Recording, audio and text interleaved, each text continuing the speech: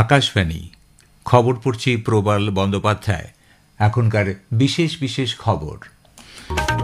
প্রধানমন্ত্রী নরেন্দ্র মোদী ছত্তিশগড় রাজ্যের প্রতিষ্ঠা দিবসের অনুষ্ঠানে আজ সে রাজ্যের যাবেন। তার এই সফরে শ্রী মোদী 14,260 কোটি টাকারও বেশি একগুচ্ছ উন্নয়ন প্রকল্পের সূচনা করবেন।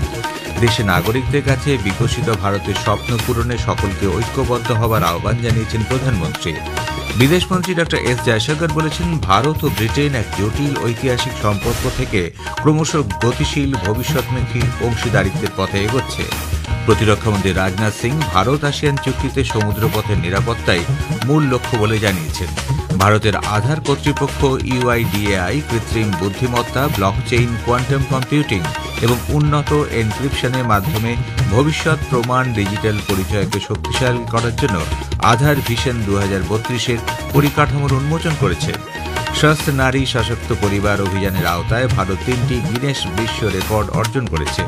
ইস্টবেঙ্গল সুপার কাপ ফুটবলের সেমিফাইনালে পৌঁছেছে। আসছে বিস্তারিত খবরে। প্রধানমন্ত্রী নরেন্দ্র মোদী ছত্তিশগড় রাজ্যের প্রতিষ্ঠা দিবসের অনুষ্ঠানে আজ সে রাজ্য সফর করবেন। তার এই সফরে শ্রী মোদী 14,260 কোটি টাকারও বেশি একগুচ্ছ উন্নয়ন প্রকল্পের সূচনা করবেন। প্রধানমন্ত্রী দিল কি বাত উদ্যোগের অঙ্গ হিসেবে নব রায়পুর অটলনগরে শ্রী সত্য সাই সঞ্জীবনী হাসপাতালের গিফট অফ লাইফ কর্মসূচির অঙ্গ হিসেবে সুস্থ হয়ে যাওয়া জন্মগত হৃদরোগে আক্রান্ত এমন 2,500 শিশু কিশোরের সঙ্গে আলাপচারিতায় অংশ নেবেন। এরপর তিনি ব্রহ্মকুমারী শান্তি ঠাকুর আধ্যাত্মিক শিখন শান্তি ও ধ্যান কেন্দ্রের উদ্বোধন করবেন। প্রধানমন্ত্রী আজ নব রায়পুর অটলনগরের ছত্তিশগড় বিধানসভার নবনির্মিত ভবনে প্রাক্তন প্রধানমন্ত্রী ভারতরত্ন অটল বিহারী বাজপেয়ীর একটি মূর্তিরও আবরণ উন্মোচন করবেন।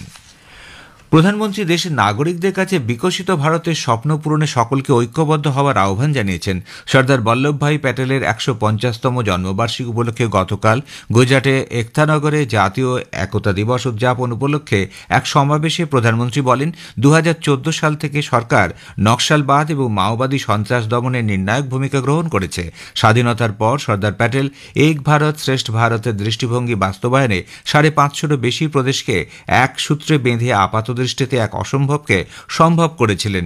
জম্মু কাশ্মীরের 370 ধারা বিলোপের প্রসঙ্গ উত্থাপন করে তিনি তৎকালীন প্রধানমন্ত্রী জওহরলাল নেহরুর সমালোচনা করেন। ভাষাগুলিকে ঐক্যের প্রতীক হিসেবে চিহ্নিত করে প্রধানমন্ত্রী সব ভারতীয় ভাষার প্রচার ও সংরক্ষণের জন্য সরকারের প্রতিশ্রুতি পুনর্ব্যক্ত করেন।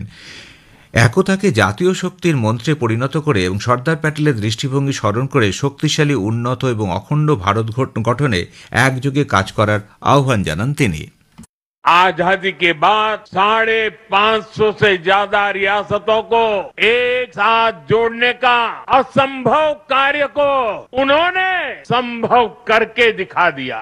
एक भारत श्रेष्ठ भारत का विचार उनके लिए सर्वोपरि था। इसलिए सरदार पटेल की जयंती का दिन स्वाभाविक रूप से राष्ट्रीय एकता का महापर्व बन गया है। करोड़ों लोगों ने एकता की शपथ ली है। हमने संकल्प लिया है कि हम ऐसे कार्यों को बढ़ावा देंगे जो देश की एकता को मजबूती दें।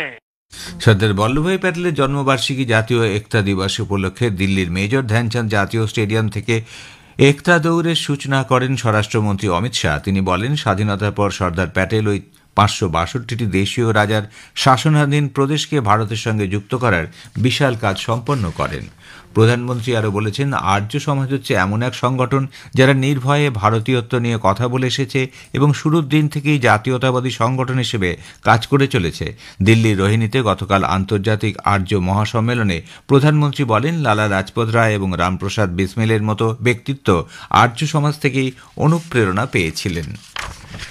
বিদেশমন্ত্রী ডক্টর এস জয়শঙ্কর বলেছেন, ভারত ও ব্রিটেন এক জটিল ঐতিহাসিক সম্পর্ক থেকে ক্রমশ গতিশীল ভবিষ্যৎমুখী অংশীদারিত্বের পথে এগোচ্ছে। ব্রিটেনের জাতীয় দিবস উদযাপন উপলক্ষে গতকাল নতুন দিল্লিতে ডক্টর জয়শঙ্কর দুদেশের প্রযুক্তিগত নিরাপত্তা উদ্যোগ সংক্রান্ত সহযোগিতা প্রসারিত করার কথাই উল্লেখ করেননি। এর পাশাপাশি কৃত্রিম বুদ্ধিমত্তা ও বিরল খনিজ সংক্রান্ত সহযোগিতার বিষয়টিও তার বক্তব্যে তুলে ধরেছেন। Over the years, our ties have evolved from a complicated historical association to a dynamic and forward-looking partnership. We have not only expanded our cooperation under the Technology Security Initiative, but also deepened it with regard to connectivity, AI, and critical minerals. 9 leading UK universities have received approval to establish campuses in India. খবর শুনছেন আকাশবাণী থেকে।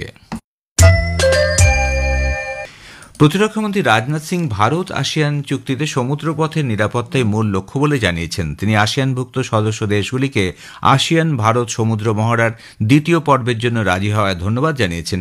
ASEAN Bharat প্রতিরক্ষামন্ত্রীদের বৈঠকে কুয়ালালামপুরের প্রতিরক্ষামন্ত্রী সমুদ্রপথের নিরাপত্তার উপর সর্বাধিক গুরুত্ব আরোপ করে তিনি বলেন, ভারতীয় বাণিজ্যের অর্ধেকই হয় দক্ষিণ চীন সাগর এবং মালাক্কা প্রণালী দিয়ে। রাষ্ট্রসংঘের শান্তিরক্ষা অভিযানে আসিয়ান ভারত যৌথ উদ্যোগের দ্বিতীয় পর্যায়ে মহিলা বাহিনী নিযুক্তির প্রস্তাব করেছেন শ্রী সিং বলেন। তিনি বলেন, রাষ্ট্রসংঘ শান্তিরক্ষা মিশনে মেয়েদের অংশগ্রহণকে উত্তরোত্তর বাড়ানোর লক্ষ্য নিয়েছে।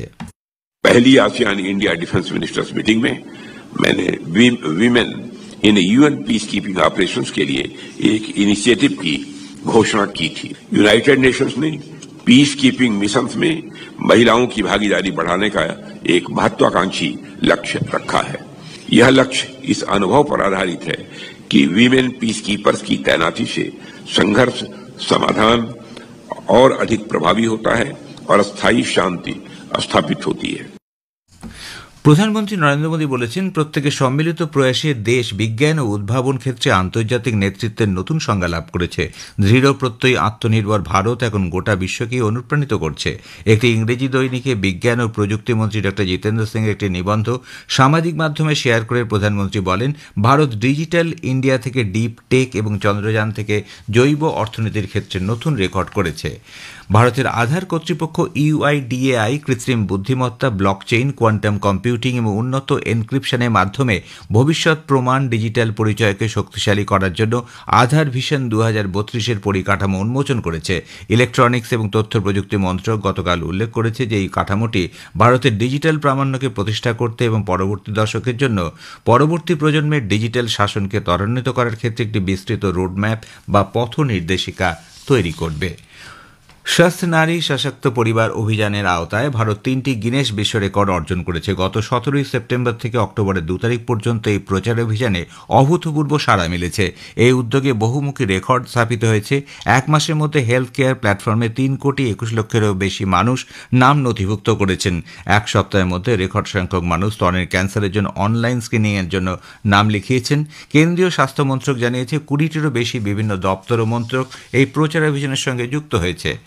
ভূমিধসের কারণে বন্ধ হয়ে যাওয়ার পর নেপালের নারায়ণগড় মুগলিন সড়ক পুনরায় খুলে দেওয়া হয়েছে। বৃহস্পতিবার থেকে টানা বৃষ্টিপাতের কারণে তুইন খোলার কাছে ইচ্ছা কামনায় ভূমিধসের কারণে রাস্তাটি বন্ধ হয়ে যায়। ইস্টবেঙ্গল সুপার কাপ ফুটবলের সেমিফাইনালে পৌঁছেছে। গোয়ার ফতোদ্রা স্টেডিয়ামে গত সন্ধ্যায় ইস্টবেঙ্গল ও মোহনবাগান সুপার জায়ান্টের মধ্যে সুপার কাপের ডার্বি ম্যাচ গোলশূন্যভাবে শেষ হয়। দুদলই একাধিক গোলের সুযোগ তৈরি করলেও তা কাজে লাগাতে ব্যর্থ হয়।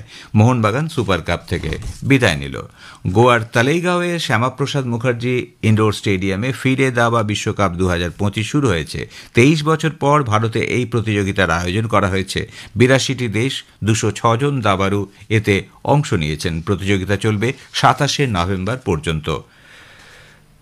বাংলা ও ত্রিপুরার মধ্যে 4 দিনের রঞ্জি ট্রফি ক্রিকেট ম্যাচ আজ আগরতলায় শুরু হবে। এমবিবি স্টেডিয়ামে খেলা শুরু হবে সকাল 9:30টায়। গ্রুপ সিতে বাংলা 2টি ম্যাচ জিতে 12 পয়েন্ট সংগ্রহ করেছে। মেলবোর্নের দ্বিতীয় টি20 ক্রিকেট ম্যাচে অস্ট্রেলিয়া 4 উইকেটে ভারতকে হারিয়ে 5 ম্যাচের টি20 সিরিজের 1-0-তে এগিয়ে গেছে। অস্ট্রেলিয়া টসে জিতে ভারতকে ব্যাট করতে পাঠায়। ভারত 18 ওভার 4 বলে 125 রানে অল আউট হয়ে যায়। জার্মানির সারব্রুকেনে আয়োজিত হাইলো ওপেন সুপার 500 টুর্নামেন্টে মহিলাদের সিঙ্গলস সেমিফাইনালে উঠেছেন ভারতের উন্নতি হুদা। উন্নতি কোয়ার্টার ফাইনালে চতুর্থ বাছাই চাইনিজ তাইপের লিন সিয়াং তিকে 22-20, 21-13 গেমে পরাজিত করেছেন। শেষ করার আগে বিশেষ খবরের কিছু অংশ আবার পড়ছি।